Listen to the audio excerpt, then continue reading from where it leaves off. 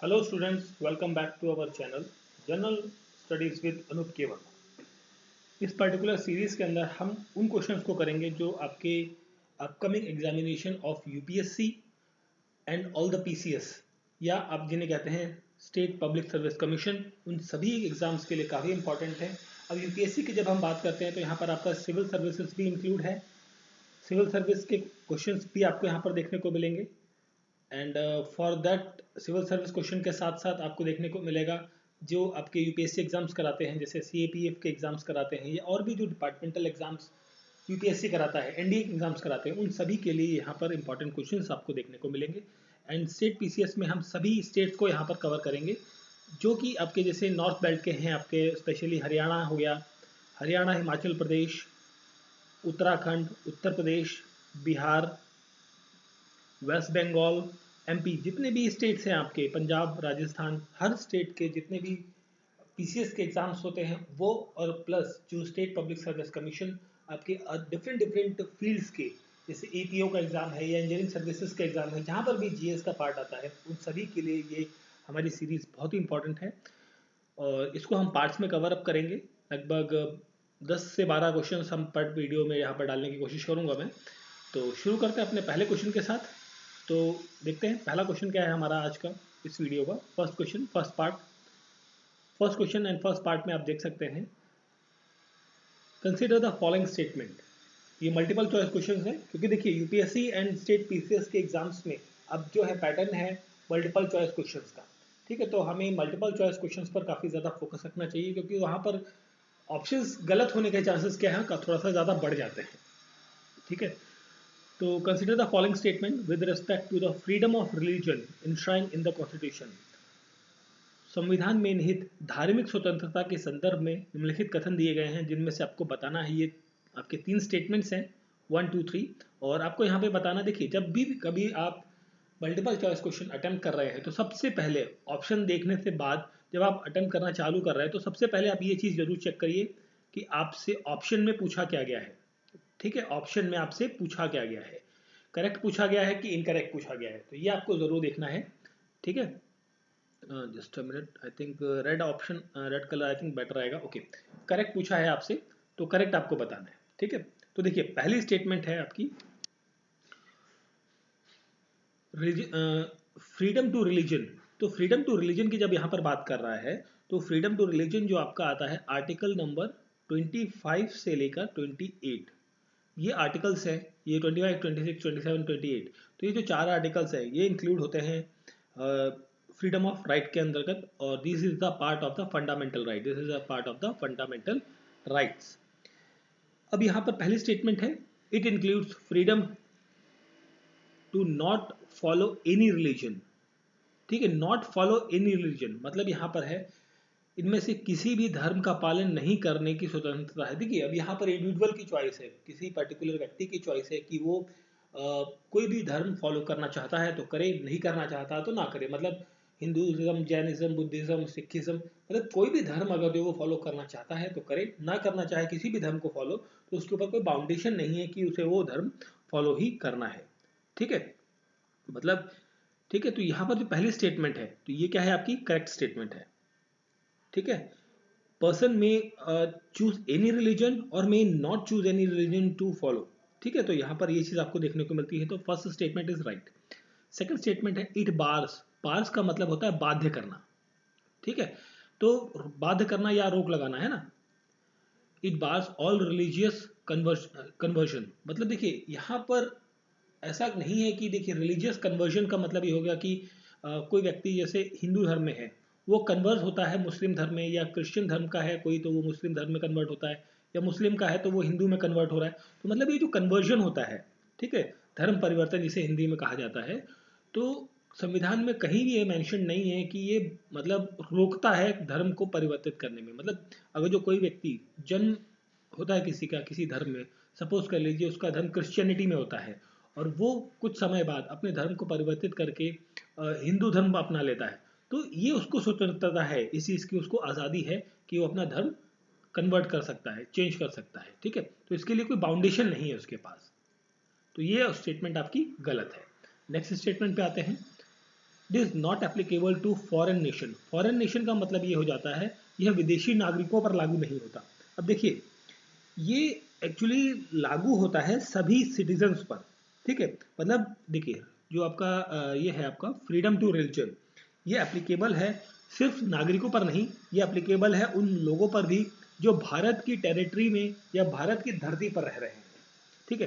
कोई अगर जो यूएसए से आया हुआ व्यक्ति है, ठीक, वो भारत में रह रहा है लगभग 2 साल 3 साल 6 महीने से, जो भी है समय से, तो वो यहाँ पर जिस भी धर्म को अपनाना चाहता है या जिस भी धर्म को फॉलो करना चाहता है तो वो कर सकता है, ठीक है। तो मतलब यहाँ पर ये सिटीजन भारत के नागरिकों पर प्लस जो आपके फॉरेनर्स है, फॉरेनर्स, ठीक, उन सभी पर ये चीज़ एप्लीकेबल देखने को मिलती है। नॉट एप्लीकेबल बोला था तो एप्लीकेबल है, ये नॉट एप्लीकेबल नहीं है। तो ये स्टेटमेंट भी आपकी क्या हो जाती है, गलत। 3 स्टेटमेंट थी, 3 में से 2 गलत है, 1 सही है। तो करेक्ट आंसर क्या हो जाएगा, ऑप्शन नंबर होगा यहाँ पर ए। 1 statement is only correct. Clear. चलिए फिर बढ़ते हैं आगे। नेक्स्ट क्वेश्चन है अंडर आर्टिकल 360 नंबर का जो आर्टिकल है of the constitution, the power of proclaim financial emergency, ठीक है। अब देखिए फाइनेंशियल इमरजेंसी की जब हम बात कर रहे हैं, 3 तरीके की इमरजेंसी है हमारे देश में लग सकती है, जैसे नेशनल इमरजेंसी, फाइनेंशियल इमरजेंसी और प्रेसिडेंशियल रूल, ठीक है। तो ये 3 टाइप की इमरजेंसीज हैं, वो डिफरेंट टाइम पे लगती रहती है। फाइनेंशियल इमरजेंसी हालांकि अभी तक हमारे देश में एक बार भी लगी नहीं है, बट प्रश्न में ये पूछा गया है कि जो अनुच्छेद 360 है, 360 अनुच्छेद के तहत वित्तीय आपातकाल की घोषणा करने की शक्ति किसके पास है, मतलब कौन अनाउंस कर सकता है कि अब जो है भारत में या देश में फाइनेंशियल इमरजेंसी है वो इम्प्लीमेंट की जाती है, लगाई जाती है, ठीक है। तो ये अधिकार है राष्ट्रपति के पास, प्रेसिडेंट। देखिए अध्यक्ष यहाँ पर थोड़ा सा इंग्लिश में मैंने कन्वर्ट किया तो थोड़ा सा ये अध्यक्ष बन गया है। प्रेसिडेंट का जो लिटरल मीनिंग है वो आपका अध्यक्ष होता है, बट यहाँ पर जो है वो है राष्ट्रपति, ठीक है, राष्ट्रपति। तो राष्ट्रपति जो है करेक्ट आंसर होगा option number C, president, president of India. उनके पास ये जो अधिकार है ये उनको मिला हुआ है, ठीक है।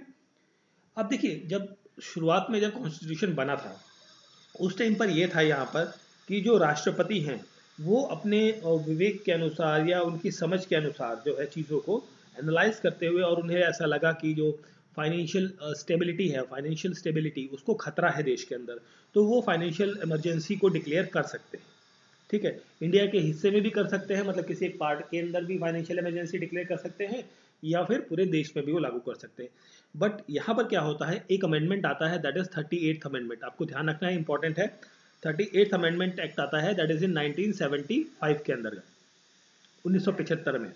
यहाँ पर जो सेटिस्फैक्शन ऑफ प्रेसिडेंट की जो बात थी, ठीक है, यहाँ पर क्या कहा गया कि जो प्रेसिडेंट है उनके सेटिस्फैक्शन, मतलब राष्ट्रपति को लगता है, कुछ सेटिस्फाइड है कि भैया जो आपका फाइनेंशियल इमरजेंसी लगा देना चाहिए, तो वो चीज़ होती है। और साथ में क्या होता है कि जो मान लीजिए राष्ट्रपति ने लगा दिया फाइनेंशियल इमरजेंसी और उस चीज़ को नॉन क्वेश्चनेबल हो जाता है, वो नॉन क्वेश्चनेबल, मतलब नॉन क्वेश्चनेबल का मतलब यहाँ पर ये है कि अगर जो राष्ट्रपति ने कह दिया कि भाई सपोज कर लीजिए कि मध्य प्रदेश में फाइनेंशियल इमरजेंसी लगा दी, एक स्टेट में लगा दी, तो अब वहाँ की गवर्नमेंट या कोई भी एजेंसी या कोई भी इंडिविजुअल उसके अगेंस्ट जो है वो कोर्ट में नहीं जा सकता, नॉन क्वेश्चनेबल हो जाता है किसी भी कोर्ट में, मतलब आप न्यायालय में नहीं जा सकते उसके विरुद्ध, ठीक है। तो ये चीज़ होती है यहाँ पर, ये अमेंडमेंट में, इस अमेंडमेंट में ये चीज़ करी गई थी 38th अमेंडमेंट में।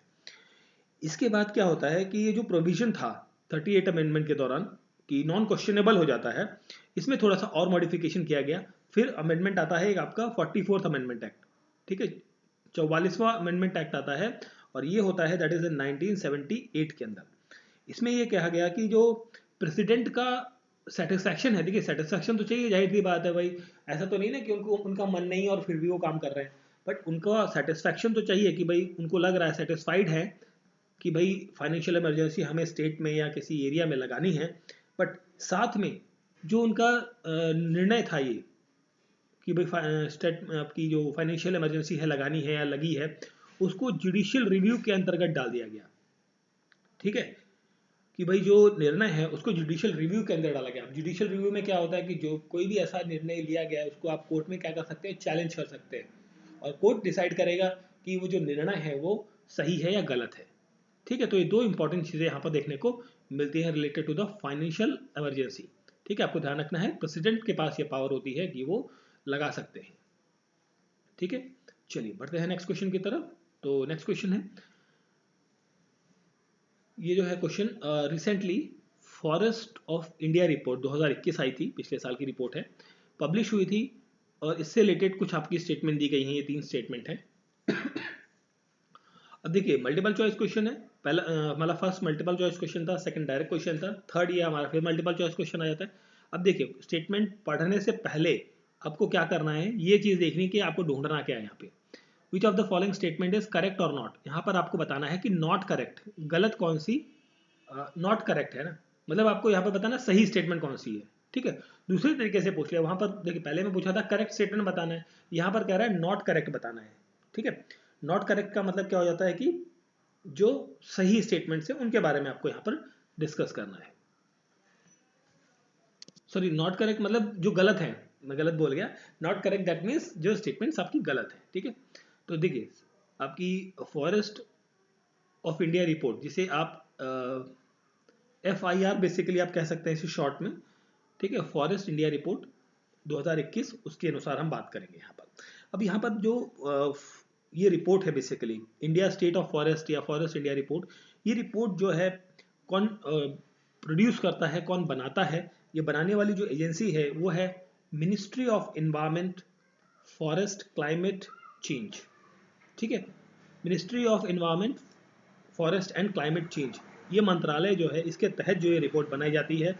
और इस रिपोर्ट को के अंदर होता क्या है बेसिकली, इस रिपोर्ट के अंदर होता है कि जो देश के अंदर कितना फॉरेस्ट कवर है, कितने ट्री कवर है, मैनग्रूव कवर, ग्रोइंग स्टॉक्स जो है, कार्बन स्टॉक जो है देश के अंदर। ठीक है, उन सभी चीज़ों के बारे में, फॉरेस्ट फायर मतलब जंगल में कई बार होता है ना कि गर्मियों के टाइम पर आग लग जाती है, तो उन सभी चीज़ों को मॉनिटर करना, या फॉरेस्ट कवर जो आते हैं टाइगर रिजर्व के अंदर, मतलब बहुत सारे एरियाज हैं जो टाइगर रिजर्व के अंदर कंसिडर किए गए हैं, तो वो सब चीज़ें देखना। ठीक है, एलिमिनेशन ऑफ बायोमास, जो बायोमास का एलिमिनेशन मतलब जो डिफरेंट डिफरेंट फ्लोरास एंड फोनास हैं उनका क्या एलिमिनेशन हो रहा है या कहाँ पर क्या ग्रोथ हो रही है, इन हर पॉइंट को यहाँ पर कंसिडर किया जाता है इस पूरी रिपोर्ट के अंतर्गत। ठीक है, तो आते हैं पहले पॉइंट के ऊपर।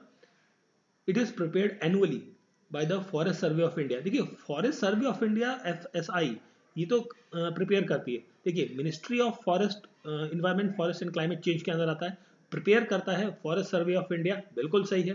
But this is not an annual, this is the by annual. By annual, by annual का मतलब हो गया ये साल में 2 बार, मतलब हर 6 महीने में ये रिपोर्ट एक तरीके से प्रिपेयर की जाती है, बनाई जाती है फॉरेस्ट सर्वे ऑफ इंडिया की तरफ से। ठीक है, तो पहली स्टेटमेंट यहाँ पर क्या हो जाती है, गलत, क्योंकि ये बाई एनुअल है ना कि एनुअली।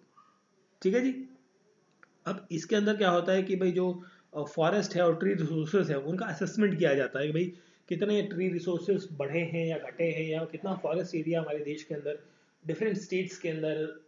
ठीक है, हर जगह हर पॉइंट को उठाते हुए यहाँ पर कंसिडर किया जाता है कि कितना क्षेत्र बढ़ा है, कितना घटा है, किन किन चीज़ों पर क्या क्या बातें हुई हैं। ठीक है, तो पहला पॉइंट तो आपका गलत हो जाता है, because this is the by annual not annually. ठीक है, बाइनियली, बाई एनुअल नहीं है, बल्कि बेसिकली बाइनियली मतलब 2 बार हो रहा है। ठीक है,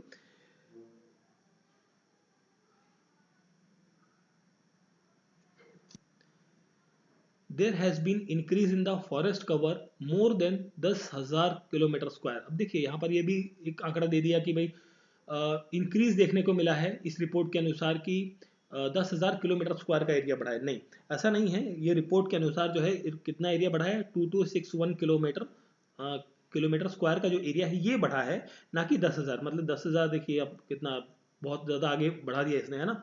तो यहाँ पर जो है इतना बढ़ा है एज कंपेयर टू द, हम अगर जो लास्ट, सॉरी यहाँ पर मैंने एक्चुअली एक चीज़ आपको, बाइनरी बेसिकली यहाँ पे बाई एनुअली है, 2 साल में एक बार होती है। ठीक है, इस चीज़ को करेक्ट कर लीजिएगा, एनुअली तो नहीं है, 2 साल में एक बार है। ठीक है, मैं शायद आपको 6 महीने बोल गया था आई थिंक। ठीक है, तो उस चीज़ को करेक्ट कर लेंगे, यहाँ पर ये 2 साल में एक बार आती है रिपोर्ट। तो अब ये 23 में लगभग रिपोर्ट आनी चाहिए, एंड ये स्टेटमेंट भी आपकी क्या हो जाती है, गलत है। ठीक है, थर्ड स्टेटमेंट है, maximum increase in the forest area in the last 2 years has been witnessed in Madhya Pradesh. Maximum area जो है ये आपका कहाँ पर बढ़ा है, तो मध्य प्रदेश में ये बोला गया है। अब देखिए यहाँ पर सबसे ज़्यादा मैक्सिमम देखिए फॉरेस्ट जो है वो मध्य प्रदेश में है, इसमें कोई डाउट नहीं है। बट जो लास्ट 2 ईयर्स की हम बात कर रहे हैं तो इंक्रीज जो है वो यहाँ पर नहीं हुआ है। सबसे ज़्यादा जो इंक्रीज देखने को मिला है वो मिला है आंध्र प्रदेश के अंदर। आंध्र प्रदेश के अंदर जो है वो मैक्सिमम एरिया जो है वो इंक्रीज देखने को मिला है, और ये कितना है, दैट इज 647 किलोमीटर स्क्वायर का। ठीक है, 647 किलोमीटर स्क्वायर का जो एरिया है ये यहाँ पर इंक्रीमेंट देखने को मिला है इन द आंध्र प्रदेश। और आंध्र प्रदेश के बाद बात करते हैं, इसके बाद सेकंड नंबर पे आता है, this is first position. Second position पे अब आता है तेलंगाना। तेलंगाना, और तेलंगाना के अंदर जो एरिया बढ़ा है दैट इज 632 किलोमीटर स्क्वायर का एरिया यहाँ पर बढ़ा है।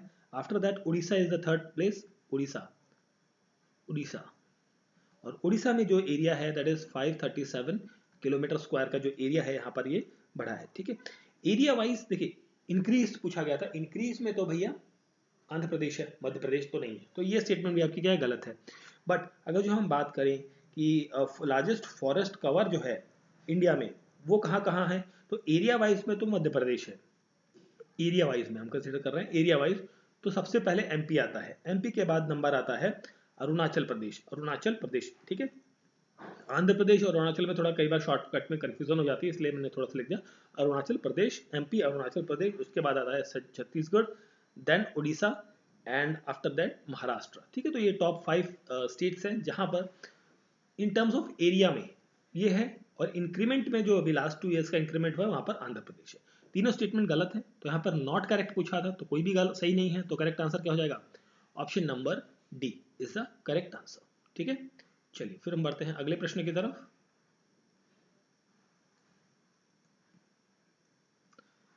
ओके, इसको थोड़ा सा ऊपर कर लेते हैं क्वेश्चन को।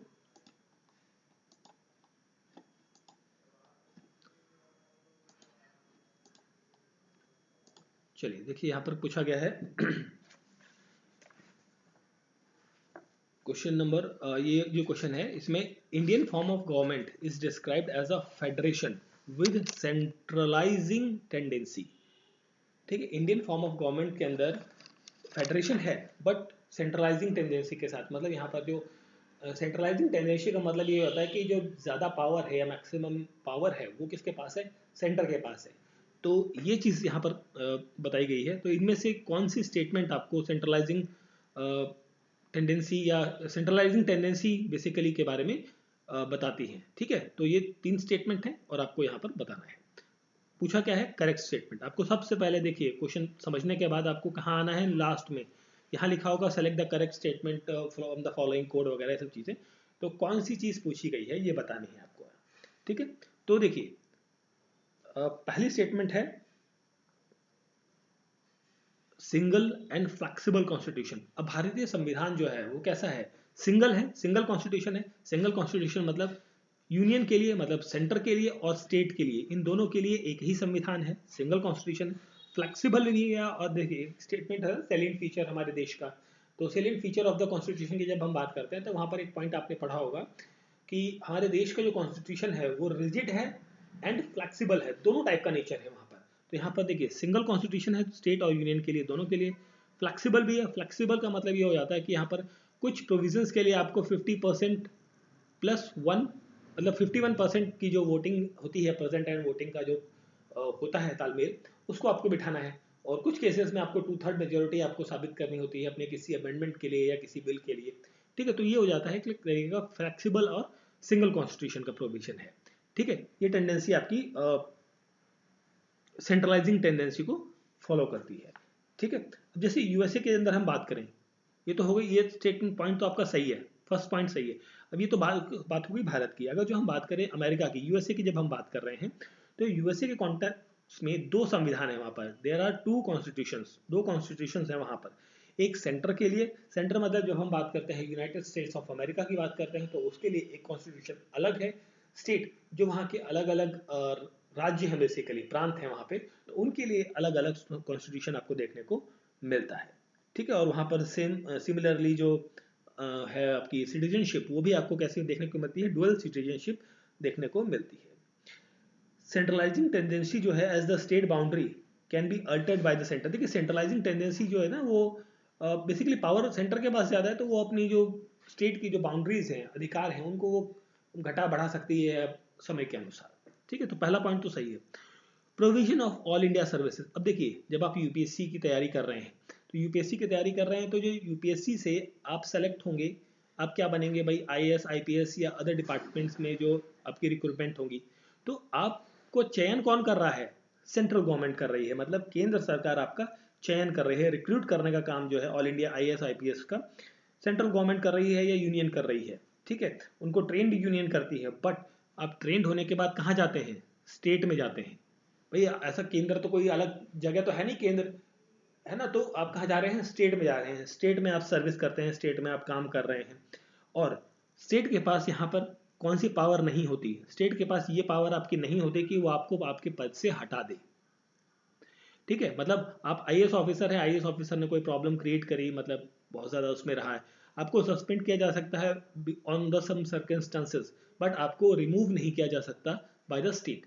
ठीक है, ये अधिकार सिर्फ किसके पास है, प्रेसिडेंट के पास होता है। और प्रेसिडेंट में भी स्पेशली हम आप बात करें तो ऑल इंडिया सर्विसेज के जो मेन अधिकार हैं वो परमानेंट हाउस के पास रहते हैं। Permanent house that means Rajya Sabha की जब हम बात कर रहे हैं।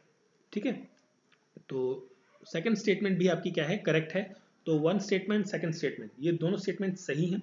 थर्ड स्टेटमेंट पे आते हैं, appointment of state government by the centre. देखिए, अब डेफिनेटली हर स्टेट में गवर्नर गवर्नर होता है, और कई बार ऐसा होता है कि कई स्टेट्स का गवर्नर एक ही होता है। ठीक है, मतलब दो स्टेट्स का गवर्नर एक ही व्यक्ति हो गया, तो या किसी एक गवर्नर है, दूसरे जो पड़ोसी राज्य है वहाँ का गवर्नर ने रिजाइन कर दिया या उनकी आकस्मिक मृत्यु हो जाती है, तो उस केस में किसी और गवर्नर को कोई अधिक पदभार दे दिया था कि भाई आप जो है कुछ समय के लिए पड़ोसी राज्य का जो गवर्नर है उसके पद को भी आप संभालिए। तो दोनों स्टेट्स के गवर्नर का पद जो है वो एक ही व्यक्ति कई बार संभालता है। ठीक है, और ये अपॉइंटमेंट बेसिकली कौन करता है, सेंट्रल गवर्नमेंट करती है।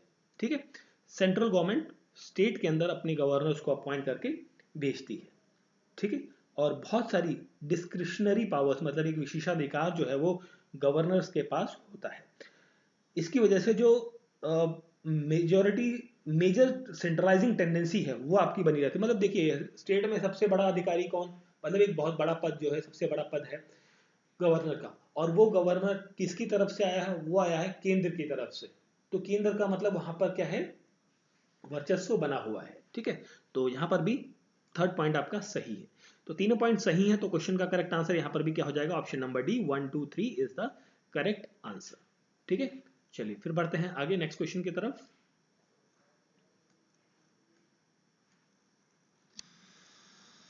Consider the following functionaries of NITI Aayog. NITI Aayog से संबंधित कुछ फंक्शनरीज हैं, मतलब उनकी जो पोस्टें हैं नीति आयोग की, उनके बारे में लिखा गया है। अब यहाँ पर पूछा गया है कि उपयुक्त में से प्रधानमंत्री द्वारा नियुक्त कौन किया जाता है। अब देखिए, नीति आयोग की बात हम जब कर रहे हैं तो नीति आयोग के जो चेयरमैन हैं वो कौन होते हैं, चेयरमैन होते हैं पीएम, प्रधानमंत्री। मतलब एट प्रेजेंट जो भी व्यक्ति प्रधानमंत्री के पद पर है वो नीति आयोग का क्या होगा, चेयरमैन होगा। अब देखिए, नीति आयोग का कई बार फुल फॉर्म पूछ लिया जाता है किसी किसी एग्जाम्स में, बट अब तो नहीं पूछा जाता, बट कई बार पूछा गया है कि नीति आयोग का फुल फॉर्म होता है national institute for transforming India. ठीक है, national institute for transforming India is the full form. और देखिए, उससे पहले था ये प्लानिंग कमीशन। प्लानिंग कमीशन ये बदला आपका 1 जनवरी 2015 से ये बन गया नीति आयोग। ठीक है, ये चीज़ भी आपको पता होगी। अब यहाँ पर देखिए, चेयरपर्सन तो कौन होते हैं, प्राइम मिनिस्टर। अब चेयरपर्सन के बाद व्यक्ति होता है एक वाइस चेयरमैन होता है, वाइस चेयरमैन। ठीक है, वाइस चेयरमैन होते हैं। और प्रेजेंट की जब हम बात करें, जिस टाइम मैं ये वीडियो बना रहा हूँ, हो सकता है आप कुछ समय बाद आप वीडियो देख रहे हो तो जो व्यक्ति है वो चेंज हो गया हो, तो आपको उस टाइम के चेयरपर्सन या वाइस चेयरपर्सन का नाम आपको ध्यान रखना है। तो एट प्रेजेंट जो है, जिस टाइम मैं ये वीडियो बना रहा हूँ, उस टाइम पर वाइस चेयरमैन कौन है, वो हैं सुमन बेरे, सुमन बेरे। ठीक है, और यहाँ पर एक पद होता है सीईओ का, चीफ एग्जीक्यूटिव ऑफिसर, ये नाम लिखा हुआ है सीईओ। तो यहाँ पर जो एट प्रेजेंट सीईओ हैं वो है रामेश्वर अय्यर, रामेश्वरन अय्यर।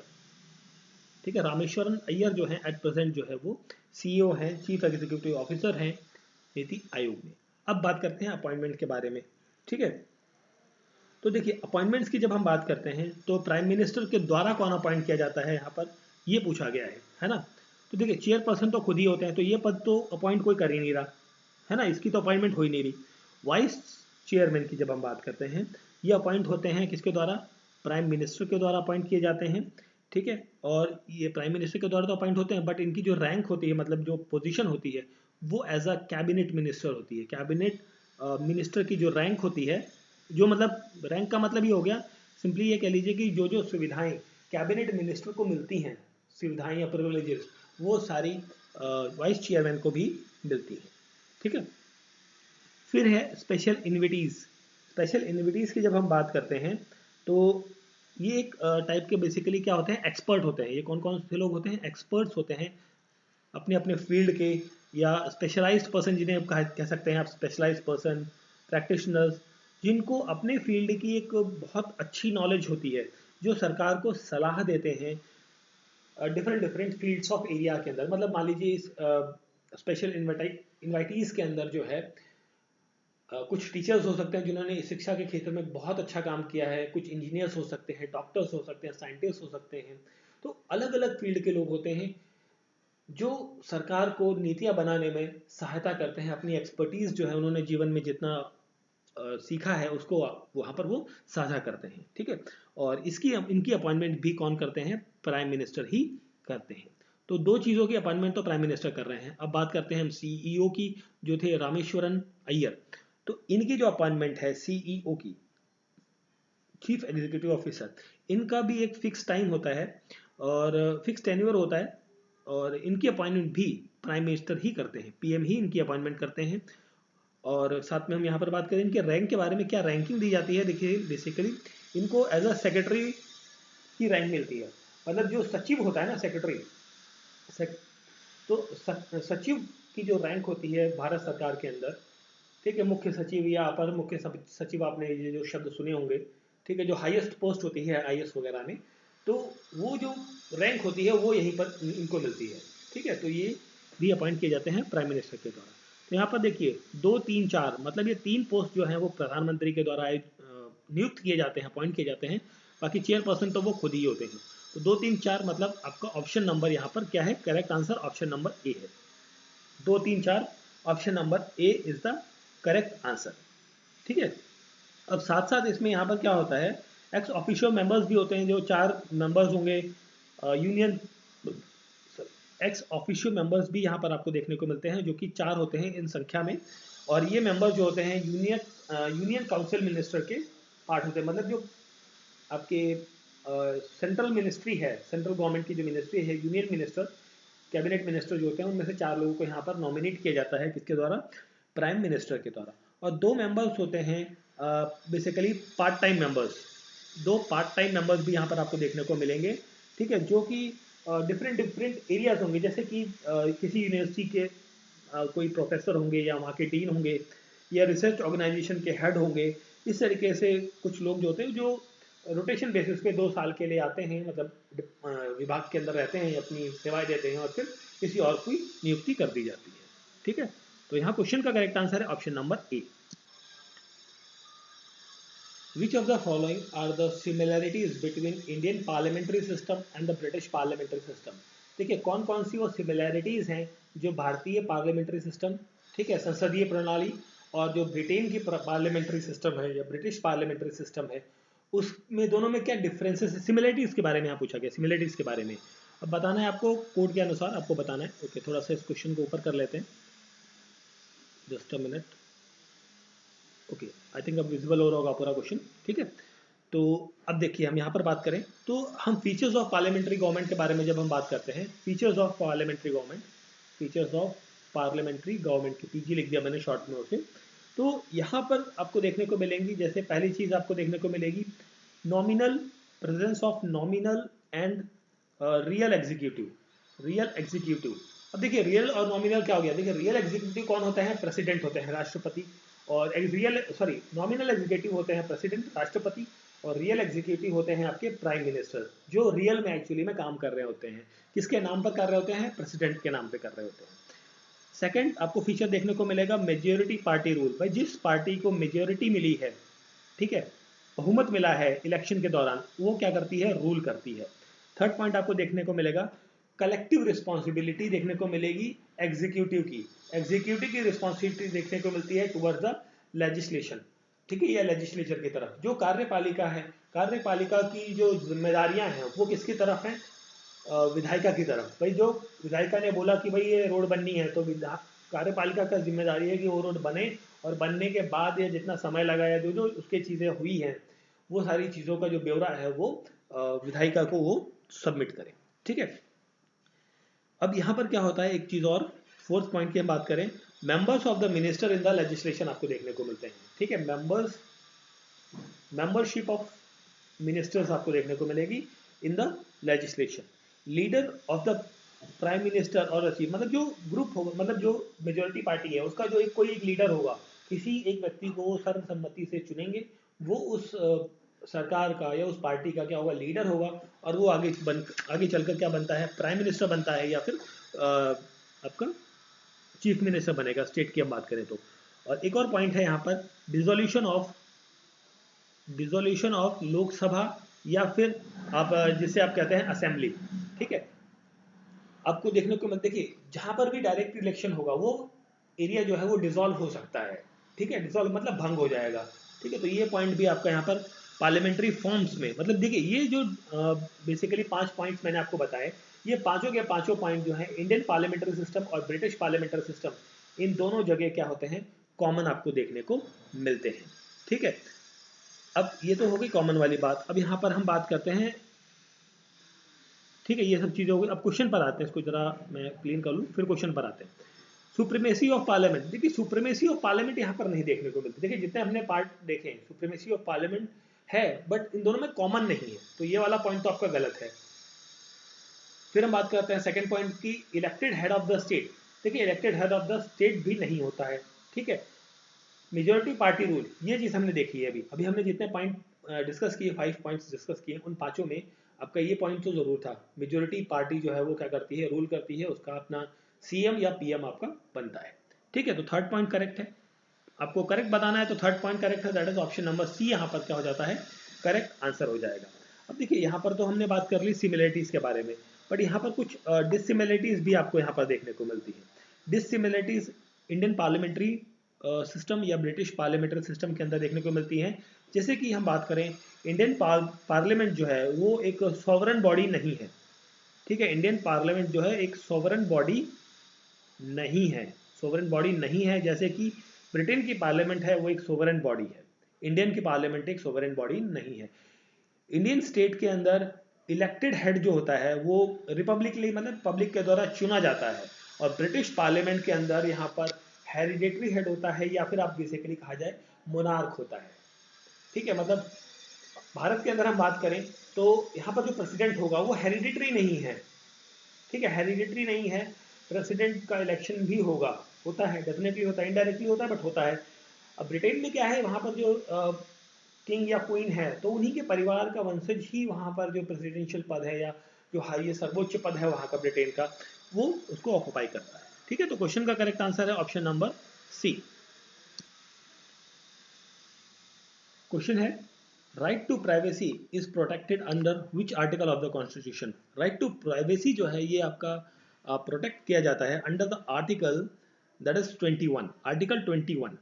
अब देखिए आर्टिकल 21 क्या है, आर्टिकल 21 है जिसमें कहा जाता है right to privacy is protected under this, this is the right of life, right to life and personal liberty, ठीक है। इसको आप इस तरीके से जानते हैं, right to life, life and personal liberty, ठीक है, पर्सनल लिबर्टी इस नाम से आप जानते हैं, right to life and personal liberty.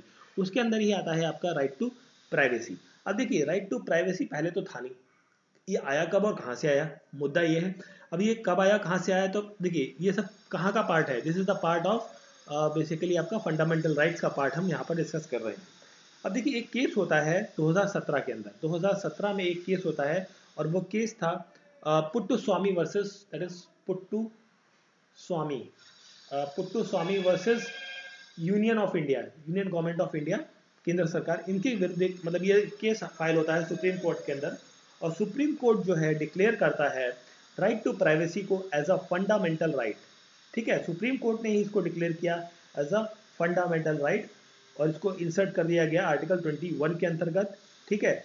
और ये जो गारंटी करता है life and guarantee of life and liberty के बारे में यहाँ पर बात करी गई है। और इसके अंदर इंक्लूड होते हैं बहुत सारी चीज़ें, जैसे preservation of personal intimacies, sensitivity of family life, marriage, procreation, home, sexual orientation, ये सारी चीज़ें क्या है, राइट टू प्राइवेसी का हिस्सा बनती है, ठीक है।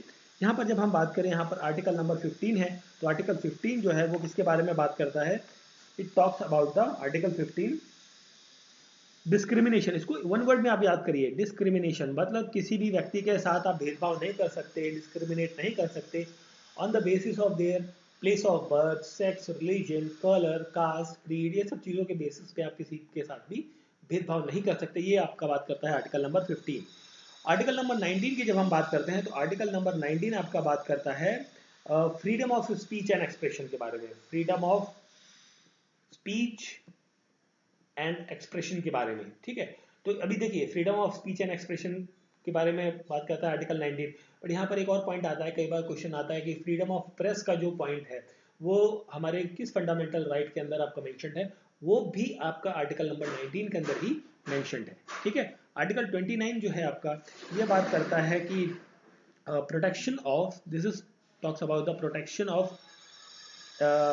Of interest of minorities, minority affairs, मतलब जो माइनॉरिटी कम्युनिटी है देश के अंदर, उनके अफेयर्स के बारे में, उनके बारे में बेसिकली उनको प्रोटेक्ट करने के बारे में यहाँ पर बात करी गई है आर्टिकल नंबर 29 के अंदर। क्वेश्चन का करेक्ट आंसर है हमारा ऑप्शन नंबर बी, 21, ठीक है।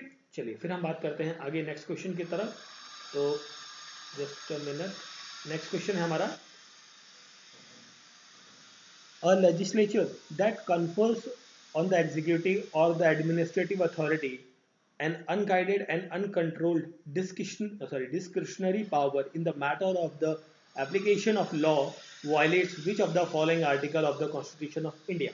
सिंपली आप इसे हिंदी में भी पढ़ लें तो और अच्छे से क्लियर हो जाएगा आपको।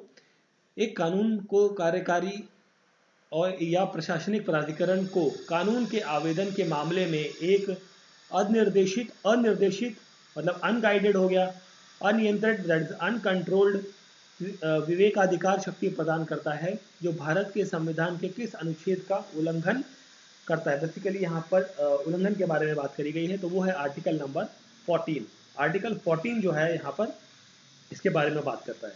तो आर्टिकल 14 जो है कॉन्स्टिट्यूशन का क्या कहता है कि state shall not deny any person equality before law, ठीक है। बेसिकली यहाँ पर क्या लिखा हुआ है, इक्वालिटी बिफोर लॉ के बारे में यहाँ पर मेंशन किया गया है, ये चीज़ आपके यहाँ पर आर्टिकल में मेंशन्ड है, ठीक है। और यहाँ पर देखिए इक्वालिटी बिफोर लॉ, या फिर और एक वर्ड लिखा गया है equal protection of law with in the territory of India, ठीक है। रूल ऑफ लॉ के बारे में यहाँ पर बात करी गई है, ठीक है। तो ये सब चीज़ें आपकी मेंशन करी गई हैं आर्टिकल नंबर 14 के। और आर्टिकल नंबर 32 की बात करें तो 32 के तहत जो है सुप्रीम कोर्ट रिट्स इशू कर सकता है, ठीक है। सुप्रीम कोर्ट रिट्स इशू कर सकता है, ठीक है, आपके आर्टिकल नंबर 32 के तहत। और आर्टिकल नंबर 32 को ना B.R. अम्बेडकर जी ने क्या कहा था, सोल ऑफ द कॉन्स्टिट्यूशन के वर्ड से बेसिकली सुशोभित किया था डॉक्टर B.R. अम्बेडकर ने आर्टिकल नंबर 32 को। आर्टिकल 28 की जब हम बात करते हैं तो आर्टिकल 28 जो है वो freedom of attain religious institutions के बारे में, यहाँ पर इंस्ट्रक्शंस के बारे में यहाँ पर बात करता है, ठीक है। आर्टिकल 44 जो है ये आपका बहुत इंपॉर्टेंट है, UCC यूनिफॉर्म सिविल कोड के बारे में यहाँ पर बात करता है आर्टिकल 44। क्वेश्चन का करेक्ट आंसर है ऑप्शन नंबर बी। चलिए फिर हम बात करते हैं नेक्स्ट क्वेश्चन की। Which of the following in Indian polity is an essential feature that indicates that federal in characters? Federal character के लिए कौन सा वो पॉइंट है जो यहाँ पर बात करता है। देखिए फेडरल कैरेक्टर के लिए जो बिंदु यहाँ पर बात करता है, एसेंशियल फीचर है independence of judiciary is safeguard. देखिए इंडिपेंडेंस ऑफ जुडिशियरी मतलब न्यायपालिका की स्वतंत्रता की रक्षा की जाती है, ठीक है। तो यहाँ पर ये का ऑप्शन या ऑप्शन ए यहाँ पर क्या हो जाता है, करेक्ट आंसर हो जाएगा, ठीक है। यहाँ पर बात करी गई इस्टेब्लिशमेंट ऑफ इंडिपेंडेंट जुडिशियरी, जो कि एक बहुत ही एक इम्पॉर्टेंट लिंक है फेडरल नेचर का इंडियन पॉलिटी के अंदर, ठीक है। और बेसिकली इन जुडिशरी की बात करें या सुप्रीम कोर्ट की जब हम बात करते हैं तो सुप्रीम कोर्ट का जो मेन वर्क रहता है वो रहता है रिजॉल्व करना डिस्प्यूट्स को रिजॉल्व करना किसके किसके बीच में, सेंटर और स्टेट के बीच में या स्टेट एंड स्टेट्स के बीच में जो डिस्प्यूट है उसको रिजॉल्व करना बेसिकली यहाँ पर उसका मुख्य काम रहता है।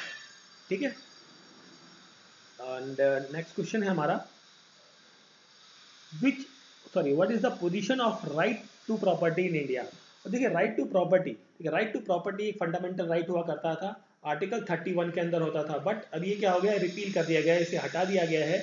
ठीक है, और अब इसे बना दिया गया है लीगल राइट। ठीक है, लीगल राइट किसके लिए है बेसिकली यहाँ पर पूछा गया है। तो लीगल राइट है अवेलेबल टू एनी पर्सन, किसी भी पर्सन के लिए, सिर्फ सिटीजन या फॉरेनर के लिए नहीं, मतलब ऑल, किसी भी व्यक्ति के लिए उपलब्ध कानूनी अधिकार है ये। This is the legal right, right to property. ठीक है, एक्सेप्शन रहती है कुछ, यहाँ पर एक्सेप्शन देखने को मिलेगी, जैसे कि जो फॉरेनर व्यक्ति है वो एग्रीकल्चर लैंड नहीं खरीद सकता, बाकी कमर्शियल लैंड या रेसिडेंशियल लैंड वो खरीद सकता है। ठीक है, तो अब ये जो राइट टू प्रॉपर्टी है ये आता है आपका आर्टिकल 300A के तहत, 300A के तहत आता है, और जिसके अंदर ये लिखा गया है कि no one shall be deprived of his property except the legal authority. मतलब कोई भी आपकी ज़मीन है उसको लीगल अथॉरिटी, मतलब अगर जो सरकार या नगर निगम या इन द सेंस कि सरकारी काम के लिए कहीं इस्तेमाल हो रही है तो वहाँ पर वो लोग ले सकते हैं, अदरवाइज कोई और व्यक्ति आपके लैंड को नहीं ले सकता, लीगली नहीं ले सकता है। ठीक है, ये आपका अधिकार बन जाता है। ठीक है, और ये चीज़ आती है आपकी तो ये थे हमारे इस पर्टिकुलर वीडियो के कुछ इंपॉर्टेंट क्वेश्चंस। आई होप से वीडियो अच्छा लगा होगा, तो प्लीज़ लाइक शेयर और सब्सक्राइब जरूर करें। मिलते हैं नेक्स्ट पार्ट के अंदर बहुत जल्द। धन्यवाद।